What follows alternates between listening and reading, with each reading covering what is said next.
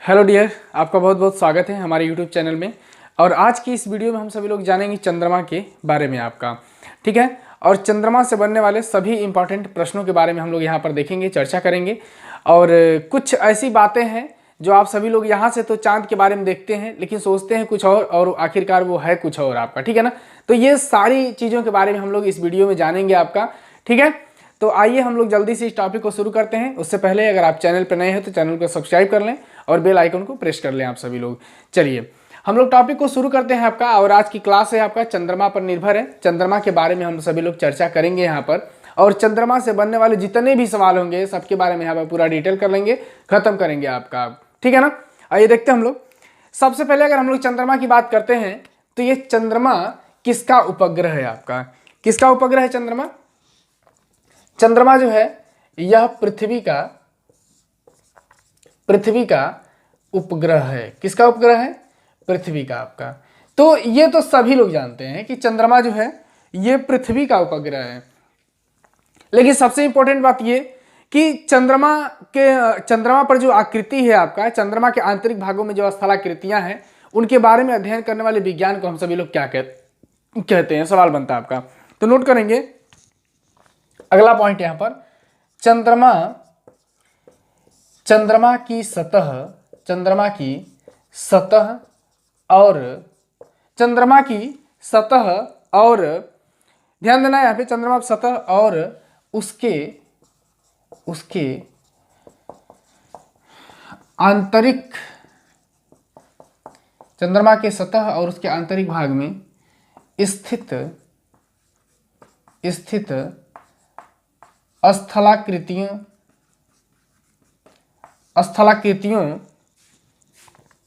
के अध्ययन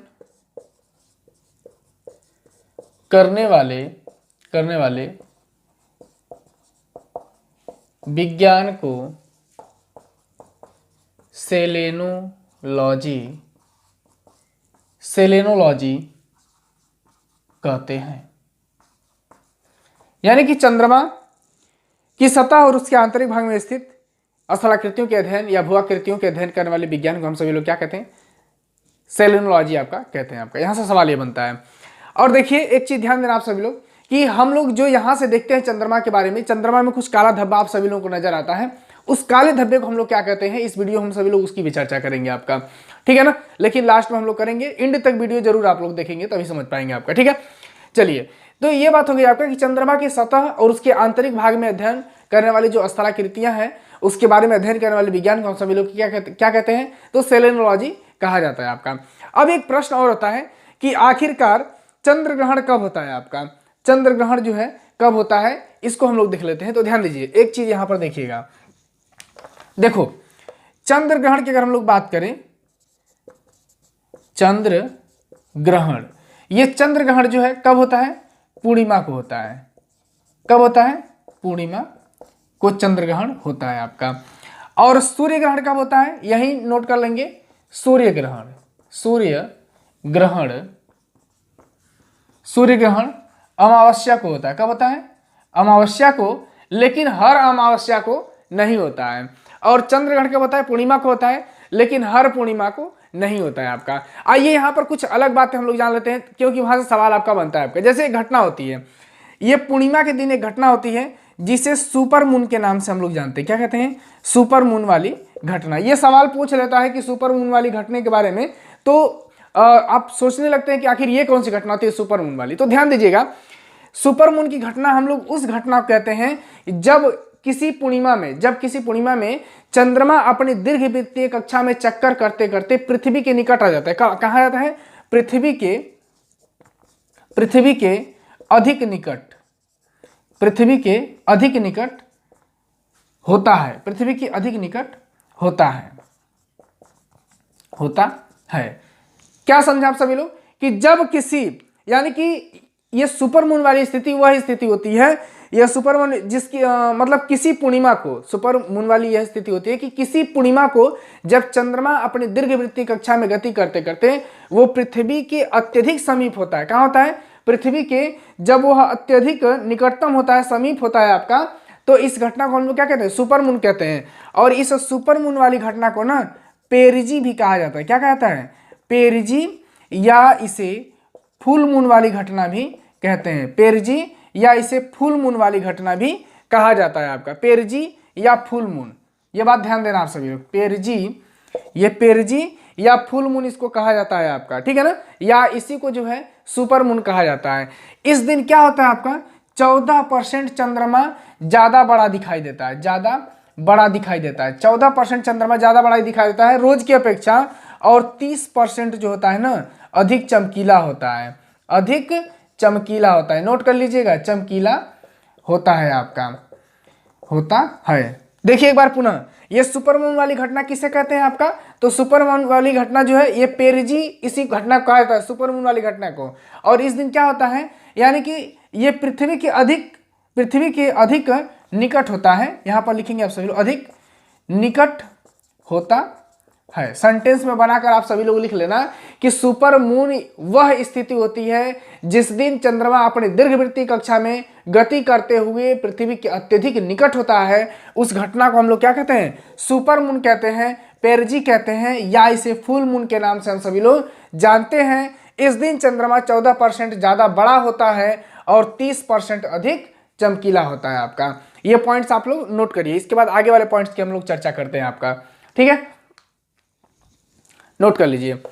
और आप सभी लोग वीडियो को लाइक ज़्यादा से ज़्यादा आप सभी लोग लाइक करें वीडियो अगर पसंद आती है तो, और शेयर तो आप लोग जरूर कर दीजिए, क्योंकि जो बच्चे और भी तैयारी करने वाले हैं उन्हें ये वीडियो आसानी से मिल जाए आपका, ठीक है ना। और मुफ्त ज्योग्राफी की क्लास के लिए आप सभी लोग हमारे टेलीग्राम चैनल से जुड़िए और हमारे चैनल को सब्सक्राइब कर लीजिए, क्योंकि यहाँ पर मुफ्त क्लासेज आपको प्रोवाइड कराई जाएंगी आपका सभी विषयों की आपका, ठीक है ना। खास करके ज्योग्राफी की ये क्लास आप सभी लोगों के लिए मुफ्त है, तो आप सभी लोग चैनल से जुड़िए। मुफ्त ज्योग्राफी पढ़ने के लिए आप सभी लोग हमारे चैनल जुड़िए और बेल आइकन को जरूर प्रेस कर लें, जिससे हमारा नोटिफिकेशन आपको मिल सके आपका, ठीक है ना, क्योंकि ये मुफ्त क्लासेस प्रोवाइड कराइए, इसका लाभ आप सभी लोग जरूर उठाइए। आइए हम लोग देखते हैं अगले पॉइंट्स की तरफ बढ़ते हैं आपका, ठीक है। सुपर मून वाली घटना क्लियर हो गई। अब एक घटना और होती है आपका, सुपर मून के बाद एक घटना होती है जिसे ब्लू मून के नाम से हम लोग जानते हैं। नोट करेंगे यहाँ पर सभी लोग, ब्लू मून। यह सवाल जैसे ही बनता है कि ये ब्लू मून वाली घटना निम्नलिखित में से किस प्रकार की घटना होती है, ये सवाल बनता है आपका। तो जैसे ही ब्लू मून वाली घटना पूछता है तो बहुत सारे बच्चे ऐसे होते हैं ना जो जैसे ऑप्शन में दे देता है कि इस दिन चंद्रमा नीले रंग का दिखाई देता है, या इसका संबंध नीले रंग से आपका। तो ऐसा कुछ भी नहीं है आपका, ब्लू मून का संबंध नीले रंग से नहीं होता है आपका। अब ब्लू मून की घटना को हम लोग क्या कहते हैं, देखिए कौन सी घटना को ब्लू मून कहते हैं आपका। तो यहां पर आप लोग नोट करेंगे आपका कि जब एक माह में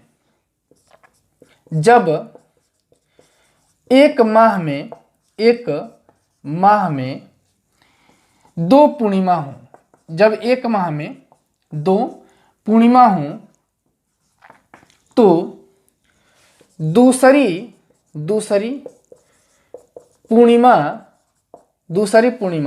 का चांद ब्लू मून कहलाता है, ठीक है। यानी कि क्या सेंटेंस आप लोगों ने लिखा कि जब एक कैलेंडर माह में, यहां पर लिख देंगे, एक कैलेंडर माह लिखोगे तो और बेहतर रहेगा आपका। एक माह की जगह एक कैलेंडर माह, यानी कि एक कैलेंडर माह में दो पूर्णिमा हो तो, ध्यान दीजिए, एक कैलेंडर माह यानी कि दो पूर्णिमाओं के बीच में कम से कम 31 दिन का अंतर होना चाहिए आपका। और जब ये 31 दिन का अंतर 31 दिन से कम अंतर होता है ना, तभी ये घटना होती है आपका। तो जब एक कैलेंडर माह में जो है दो पूर्णिमा हो तो दूसरी पूर्णिमा का चांद ब्लू मून कहलाता है, ठीक है ना। इसका और ये ब्लू मून का संबंध जो है ये ब्लू रंग से नहीं होता है, नीले रंग से इसका कोई लेना देना नहीं है आपका, ठीक है ना। ऐसा इसलिए होता है, लिख देंगे आप सभी लोग, ऐसा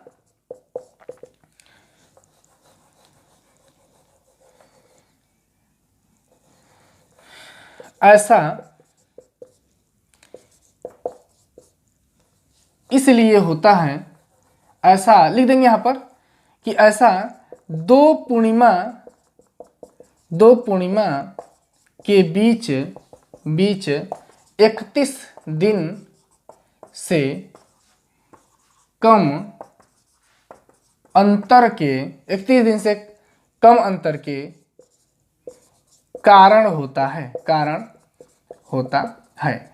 यानी कि ऐसी घटना तब होती है जब 31 दिन से कम अंतर होता है आपका, यानी कि दो पूर्णिमा के मध्य में 31 दिनों से कम का होना, यानी कि दो पूर्णिमाओं के मध्य में जो है 31 दिन का अंतर 31 दिन से कम होना, मतलब कि 31 दिन से पहले ही दो पूर्णिमा पड़ जाए आपका, ठीक है ना। तो ये वाली घटना होती है, समझो कैसे, जैसे दो पूर्णिमा के मध्य में 31 दिनों का अंतराल होना चाहिए, 31 दिनों का, लेकिन जब ये 31 दिनों से कम होगा ना तब ये घटना होगी आपका, कौन सी, ब्लू मून वाली। और एक चीज ध्यान देना, जब किसी वर्ष में, यानी कि जब किसी वर्ष में दो या दो से अधिक माह, दो या दो से अधिक माह ब्लू मून, दो या दो से अधिक माह ब्लू मून के होते हैं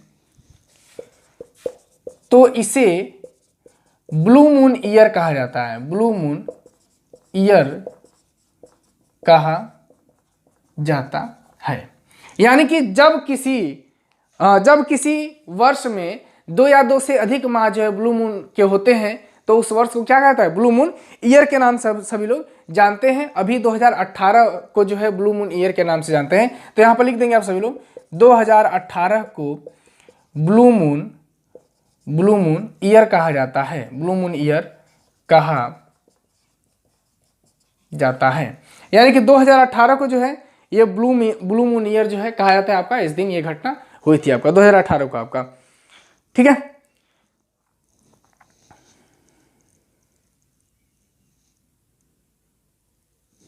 नोट कर लीजिए इसको, फिर आगे बढ़ते हैं हम सभी लोग।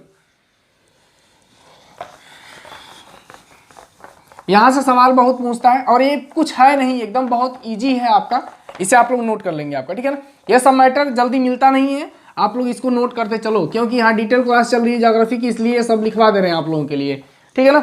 अब ब्लड मून की स्थिति को जान लीजिए, ब्लड मून वाली स्थिति कौन सी होती है आपका, एकदम आसान भाषा में आप लोग समझिए। ब्लड मून की स्थिति हम लोग क्या कहते हैं, देखिए जब पूर्ण सूर्य ग्रहण, पूर्ण चंद्र ग्रहण आपका होता है, यानी कि ब्लड मून वाली स्थिति की हम लोग बात करते हैं अगर, तो पूर्ण चंद्र ग्रहण में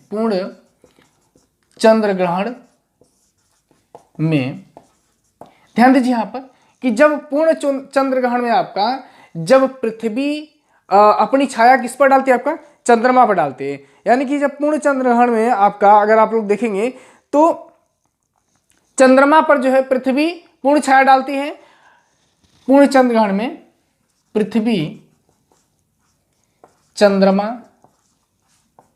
पर पूर्ण छाया डालती है, जिससे चंद्रमा लाल रंग का दिखाई देने लगता है। यानी कि जब पृथ्वी जो है चंद्र ग्रहण के समय जो है अपनी पूर्ण छाया डालती है चंद्रमा पर, तो चंद्रमा लाल रंग का दिखाई देता है। इसे ब्लड मून की घटना कहते हैं, ब्लड मून की घटना कहते हैं। नोट कर लीजिए इसको, इसे ही जो है ब्लड मून की घटना कहा जाता है आपका, ठीक है ना। चंद्रमा का रंग जो है क्या होता है, लाल होता है, ये बात ध्यान देना यहाँ पे कि ब्लड मून में जो है चंद्रमा का रंग कैसा होता है आपका, लाल होता है। तो ये सभी पॉइंट्स यहाँ से बनते हैं आपका, इसे आप लोग नोट करेंगे। अब आइए कुछ और बातें हम लोग देखते हैं चंद्रमा के बारे में, अगली बात पे चर्चा करते हैं हम सभी लोग, ठीक है। देखिए अब एक अगली बात आप लोग देखिए यहाँ पर कि चंद्रमा कितने दिनों में जो है पृथ्वी का एक चक्कर पूरा कर लेता है। आइए हम लोग इसको देखते हैं कि चंद्रमा का जो है परिक्रमण काल और परिभ्रमण काल। तो सबसे पहली बात ये कि ये चंद्रमा किसका चक्कर लगाता है, तो चंद्रमा जो है ये पृथ्वी का चक्कर लगाता है। किसका चक्कर लगाता है आपका, पृथ्वी का चक्कर लगाता है, तो पृथ्वी का चक्कर ये लगाता है तो कितने दिन में लगाता है इसको देखिए आप लोग। ये 27 दिन, कितने दिन में? 27 दिन 7 घंटे और 43 सेकंड में आपका 27 दिन 7 घंटे और 43 मिनट में यह चंद्रमा क्या करता है, अपना एक चक्कर पूरा कर लेता है आपका। 7 घंटे, अरे 27 दिन 7 घंटे और हाँ यह मिनट लिख देंगे आप सभी लोग, 43 मिनट में यह क्या करता है, अपना एक चक्कर पूरा करता है। पृथ्वी के चारों तरफ जो है अपना एक चक्कर क्या करता है, ये घूम लेता है चंद्रमा। और इतना ही इसका परिभ्रमण काल भी होता है। क्या होता है? परिभ्रमण काल। यह परिभ्रमण काल भी कितना होता है? 27 दिन 7 घंटे और 43 मिनट इसका परिभ्रमण काल भी होता है आपका। यानी कि परिक्रमण काल क्या है आपका? 27 दिन 7 घंटे 43 मिनट और इसका परिभ्रमण काल क्या होगा आपका?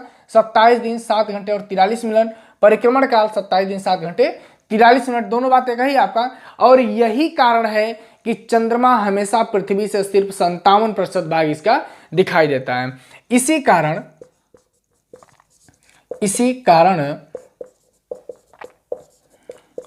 चंद्रमा का 57% भाग पृथ्वी से दिखाई पड़ता है। यानी कि इसी कारण जो है चंद्रमा का 57% भाग पृथ्वी से दिखाई पड़ता है आपका। अब एक सवाल पूछता है कि पृथ्वी से चंद्रमा का कितना प्रतिशत भाग दिखाई पड़ता है, ये सवाल पूछता है आप सभी लोगों से। तो क्या बताएंगे आप? सिर्फ और सिर्फ 57% भाग ही चंद्रमा का हमारे पृथ्वी पर दिखाई देता है आपका। ठीक है ना। कारण क्या है? तो परिभ्रमण काल और परिक्रमण काल दोनों एक समान होने के कारण जो है आपका चंद्रमा का सिर्फ और सिर्फ 57% भाग हमें दिखाई देता है, बाकी भाग दिखाई नहीं देता है। 43% भाग पृथ्वी से दिखाई नहीं देता है। कारण ये होता है कि जब तक वो भाग जो है सामने आने को होता है ना, तो पहले वाला भाग ही फिर से दिखाई देना शुरू कर देता है आपका। कारण क्या है कि ये दोनों गति एक समान है। जितने देर में चंद्रमा पृथ्वी के चारों तरफ एक चक्कर लगाता है, उतने ही देर में वो अपने अक्ष पर भी एक चक्कर लगाता है आपका। ठीक है। और इसी कारण जो है चंद्रमा का 57% भाग ही पृथ्वी से दिखाई पड़ता है। अब एक बात और आप लोग ध्यान दीजिएगा, चंद्रमा पर अगर अवधि दिन रात की अवधि की हम लोग बात करते हैं अगर, तो चंद्रमा पर जो दिन रात की अवधि होती है ना, वो पृथ्वी के लगभग 1 हफ्ते के बराबर होती है आपका। यानी कि पृथ्वी पर अगर हम लोग देखेंगे दिन और रात 24 घंटे में हो जाता है, ऐसा चंद्रमा पे नहीं होता है। चंद्रमा पे 1 हफ्ते के बराबर होता है। दिन और रात 1 हफ्ते की क्या होता है? बराबर होता है। चंद्रमा पर दिन और रात 1 हफ्ते के बराबर होते हैं। पृथ्वी के 1 हफ्ते के बराबर होते हैं आपका। ठीक है ना। अब एक विशेष बात जिसको हम लोग शुरू में ही हम लोगों ने बात किया था कि चंद्रमा पर काला धब्बा क्या है। चंद्रमा पर काला धब्बा क्या है? चंद्रमा पर अगर हम लोग काले धब्बे की बात करें कि चंद्रमा पर काला धब्बा क्या है, तो ये तमाम सवाल अब तक सुनने में आते हैं आपका कि चंद्रमा पर जो काला धब्बा वाला क्षेत्र है वो आखिर क्या है। कुछ लोग ऐसा कहते हैं कि चंद्रमा पर जो काला धब्बा वाला क्षेत्र है ना, वो कोई बूढ़ी औरत बैठी है जो चरखा काट रही है आपका। ठीक है। ऐसी भी बात सामने आती है कि चंद्रमा पर जो काले रंग के भाग दिखाई देता है वो क्या है। तो ध्यान दो, ये जो चंद्रमा पर काला धब्बा दिखाई देता है ना, वो धूल का मैदान है। क्या है? धूल का मैदान है आपका। चंद्रमा पर जो काला भाग दिखाई देता है क्या है? धूल का मैदान है, जहां पे सूर्य का प्रकाश नहीं पहुंचता आपका, वो एक परछाई पड़ती है आपका, तो धूल का मैदान है। और इसे शांत सागर कहते हैं। इसे क्या कहता है? शांत सागर कहा जाता है। शांत सागर कहा जाता है। यानी कि चंद्रमा पर जो काला धब्बा दिखाई देता है उसे क्या कहता है? शांत सागर के नाम से जानते हैं। और इसी भाग पर जो है, ध्यान दीजिएगा, ये इसी मैदानी भाग पर, ये जो धूल का मैदान है ना, इसी भाग पर जो है 20 जुलाई सन 1969 को नील आर्मस्ट्रांग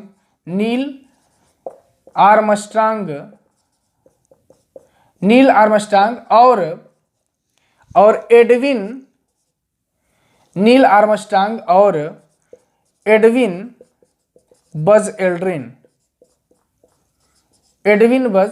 एल्ड्रिन उतरे थे। 20 जुलाई सन 1969 को जो है नील आर्मस्ट्रांग और एडविन बज एल्ड्रिन जो है आपका, इसी धूल के मैदान पर, इसी काले धब्बे वाले भाग पर इनका यान उतरा था, जिसे और वो यान कौन सा था आपका, तो अपोलो 11। अपोलो 11 आपका क्या नाम था, अपोलो 11 इस यान का नाम था, अपोलो 11 आपका। ये बात आप सभी लोग ध्यान रखेंगे कि अपोलो 11 जो है चंद्रमा के किस भाग पर उतरा था, तो जो धूल का मैदान जो काला वाला भाग दिखाई देता है ना, बुढ़िया औरत जो दिखाई देती है आपका, उसी भाग पर जो है आपका ये चंद्रमा पर ये यान उतरा था। कब, 20 जुलाई सन 1969 को नील आर्मस्ट्रांग और एडविन बज़ एल्ड्रिन जब चंद्रमा पर गए थे अपने मिशन को लेकर के, तो वहां पर इसी धूल के मैदान पर ये जो इनका यान उतरा था आपका। और इसी अपोलो 11 से जो है वहां से चंद्रमा से कुछ चट्टानें लाई गई थी आपका, जिससे ये पता चला था कि जितनी पुरानी हमारी पृथ्वी है उतना ही पुराना हमारा चंद्रमा भी है आपका। कब, ये अपोलो 11 वाले भाग से, अपोलो 11 जो मिशन था, इसी मिशन के द्वारा, इसी मिशन के संपन्न होने में जो ये नील आर्मस्ट्रांग जी वहां से एक चंद्रमा का टुकड़ा लाए थे आपका, चंद्रमा चट्टान लाए थे, टुकड़ा नहीं मतलब एक वहां से पत्थर लाए थे आपका, और उसी का जब यहाँ पे सर्च किया गया पृथ्वी पर, तो ये पता चला कि पृथ्वी जितना पुराना ही हमारा चंद्रमा भी है आपका। और चंद्रमा की चट्टानों में ये सवाल बनता है आपका कि चंद्रमा की चट्टानों में जो है आपका किसकी अधिकता होती है, किसकी मात्रा अधिक होती है, तो चंद्रमा की चट्टानों में, चंद्रमा की चट्टानों में टाइटेनियम की अधिकता पाई जाती है। टाइटेनियम, यह सवाल पूछता है आपका, टाइटेनियम की अधिकता है,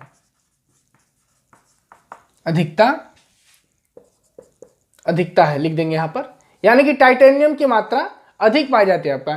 चंद्रमा की चट्टानों में जो है किसकी मात्रा अधिक पाई जाती है आपका, तो टाइटेनियम अधिक मात्रा में पाया जाता है आपका, ठीक है ना, ये बात ध्यान रखेंगे। और चंद्रमा और पृथ्वी के बीच की औसत दूरी कितना है, तो 3,84,000 किलोमीटर है। ये तो सबसे इंपॉर्टेंट बात कि पृथ्वी और चंद्रमा के बीच की दूरी, पृथ्वी और